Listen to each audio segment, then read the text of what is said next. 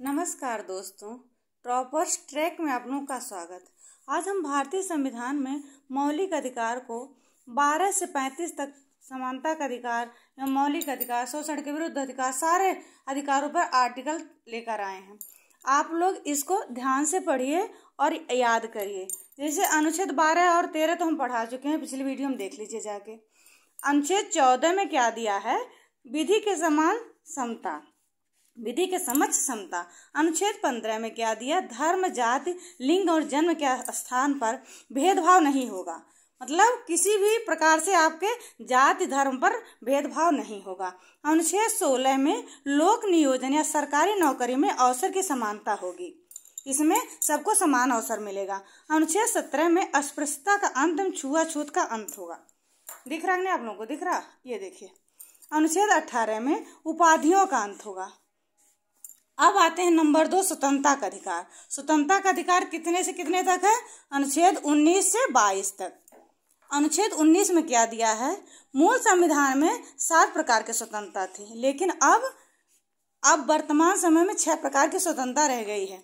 अनुच्छेद 19 में बोलने की स्वतंत्रता, सभा करने की स्वतंत्रता, संघ बनाने की स्वतंत्रता, आने जाने की स्वतंत्रता, बसने या निवास करने की स्वतंत्रता, व्यापार करने की स्वतंत्रता, जीविका उपार्जन करने की स्वतंत्रता, सब प्रकार की स्वतंत्रता का वर्णन इसमें है। अनुच्छेद 20 में क्या है? अनुच्छेद 20 में दोष सिद्ध के संरक्षण में संबंध में संरक्षण है। अनुच्छेद 21 में प्राण एवं दैहिक स्वतंत्रता के संरक्षण है। अनुच्छेद 21 का में क्या है? अनुच्छेद 21 का में राज्य 6 से 14 वर्ष तक समस्त बच्चों को निःशुल्क शिक्षा एवं अनिवार्य शिक्षा देगी, उपलब्ध कराएगी। 6 से 14 वर्ष तक बच्चों को निःशुल्क एवं अनिवार्य शिक्षा उपलब्ध कराएगी।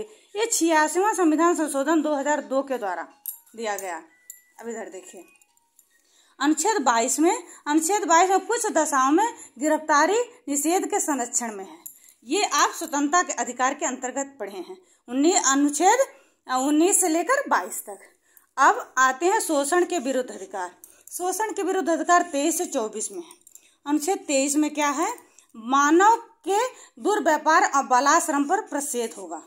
अनुच्छेद 24 में बालकों के नियोजन का प्रतिषेध। अब आते हैं धार्मिक स्वतंत्रता के अधिकार के ऊपर।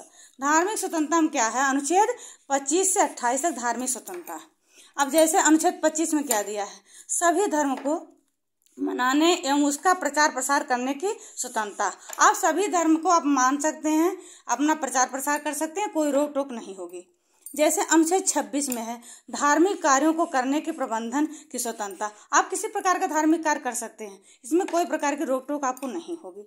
अनुच्छेद 27 में धार्मिक कार्य टैक्स फ्री होगा। जैसे आप कोई धार्मिक कार्य कर रहे हैं, उसमें आपने टैक्स कलेक्ट किया, मतलब धन कलेक्ट किया, तो उसमें आपको सरकार को टैक्स नहीं देना होगा। अनुच्छेद 28 में छात्रों के किसी भी धार्मिक कार्य के लिए बाध्य नहीं किया जाएगा। अब आप कहेंगे कि स्कूलों में तो तरह तरह के डांस होते हैं, सभी धर्मों पर डांस होते हैं, तो एक हमारी संस्कृति है, ना कि एक धर्म। अथवा सरकारी शैक्षिक संस्थान में धार्मिक शिक्षा दी जाएगी, ऐसा भी नहीं है।